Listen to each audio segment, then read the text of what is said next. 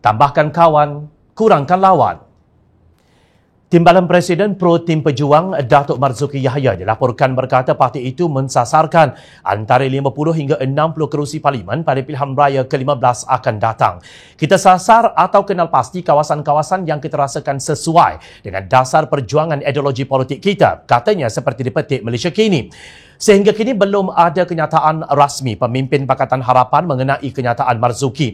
Bagaimanapun naib pengerusi 1 Parti Amanah Negara Amanah Pulau Pinang, Dr. Zaidi Zakaria berkata pejuang ingin bertanding 222 kerusi pada pilihan raya umum ke-15 pun boleh, tapi bukan bersama Pakatan Harapan. Namun apabila pengerusi pejuang Tun Dr. Mahathir Mohamad memetik nama Lim Kit Siang dalam tulisannya, pemimpin veteran DAP itu terus melompat masuk gelanggang. Saya terkejut apabila nama saya dipetik dalam perenggan terakhir kenyataan Tun M semalam di mana beliau mengatakan, saya fikir kita perlu perkara yang sama. Tetapi saya gagal kerana Kit Siang dakwa saya mahu jadi diktator.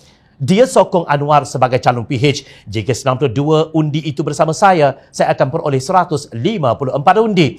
Bayangkan bagaimana hala tuju negara jika kesemua parti meletakkan negara ini sebagai matlamat utama. Ahli Parlimen Iskandar Puteri itu berkata apa yang dinyatakan oleh Tun M itu hanyalah sangkaan beliau sendiri.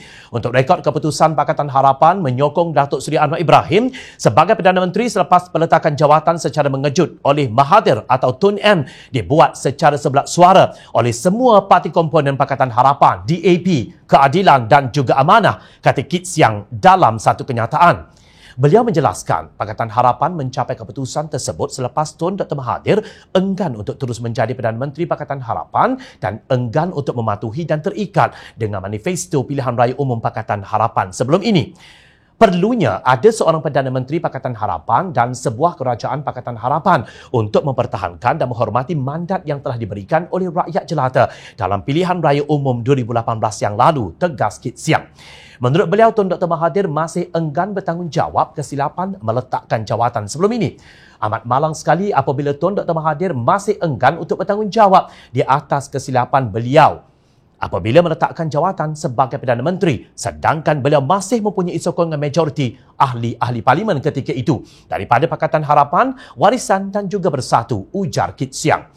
Sementara itu, Setiausaha Agong DAP Lim Guan Eng menegaskan parti itu telah menetapkan untuk mencalonkan Datuk Seri Anwar Ibrahim sebagai Perdana Menteri sekiranya Pakatan Harapan menang dan berjaya membentuk kerajaan pada PRU ke-15. Menurut beliau, pencalonan Presiden Keadilan itu dibuat secara bulat suara dari rakan gabungan Pakatan Harapan iaitu Keadilan dan Amanah menerusi mesyuarat Majlis Presiden Pakatan Harapan.